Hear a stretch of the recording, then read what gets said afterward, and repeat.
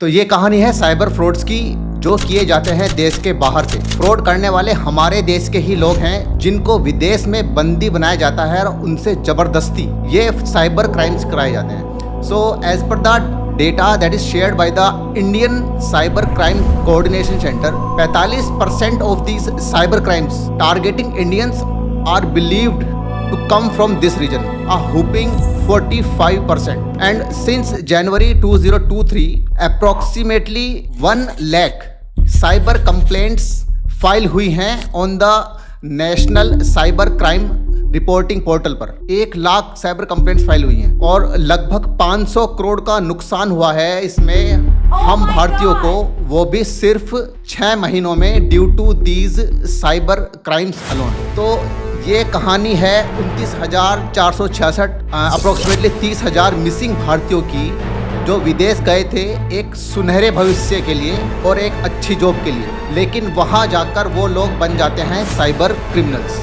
तो ये सब शुरू कैसे होता है? तो ये सिलसिला शुरू होता है with the promise of a high paying job. तो इस लालच में आकर हमारे देश के कुछ लोग विदेश जाते हैं नौकरी करने के लिए। ये देश जो हैं विदेश में, वो generally south east Asian countries हैं, जैसे कि कंबोडिया, थाईलैंड, म्यांमार और वियतनाम। तो वहाँ जाते ही इनके पासपोर्ट इनसे छीन लिए जाते हैं and they are forced to carry out these online frauds. वहाँ पर ये लोग फेक सोशल मीडिया प्रोफाइल्स बनाते हैं विद इमेजेस ऑफ वुमेन, और जो साइबर क्राइम्स ये लोग करते हैं वो मोस्टली रिलेटेड होते हैं इन्वेस्टमेंट फ्रॉड्स से, जैसे कि इन्वेस्टमेंट इन फ्रॉडुलेंट क्रिप्टो करेंसी स्कीम्स।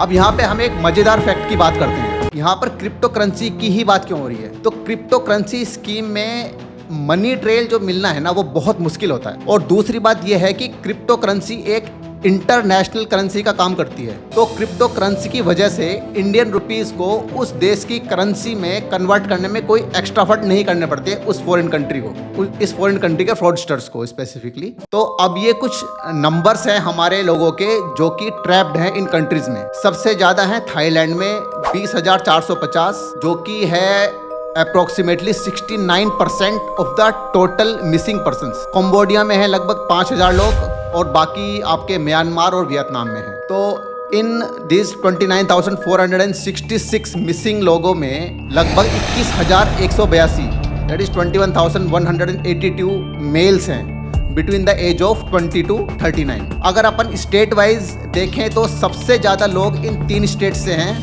पहले नंबर पर है पंजाब, जिसके हैं 3,667 लोग। फिर आता है महाराष्ट्र 3,233 लोग, और तमिलनाडु से हैं लगभग 3,124 लोग। इन साइबर फ्रॉड्स को कंट्रोल करने के लिए हमारी सरकार ने 2,17,00,000 मोबाइल कनेक्शंस को ब्लॉक किया है, और लगभग 2,26,000 मोबाइल ब्लॉक किए गए हैं। अब इन ब्लॉक नंबर्स से ही आप आइडिया लगा सकते हो कि ये साइबर क्राइम्स कितने बड़े लेवल पर हो रहे हैं। तो आखिरी में मैं यही कहना चाहता हूँ कि अगर आपको कोई जॉब ऑफर आता है किसी फॉरेन कंट्री से, तो आप उसकी कृपया पूरी तरह से जांच करें और पता लगाएं कि वो कोई फ्रॉड तो नहीं है। और आप ये भी कोशिश कर सकते हैं कि वहाँ के लोकल्स से जुड़ने की कोशिश कीजिए और वहाँ की जो ये कंपनी है उसके बारे में पता लगाइए। तो इस वीडियो को आप अपने आसपास के लोगों के साथ शेयर कीजिए और उन्हें भी इसके बारे में जागरूक कीजिए।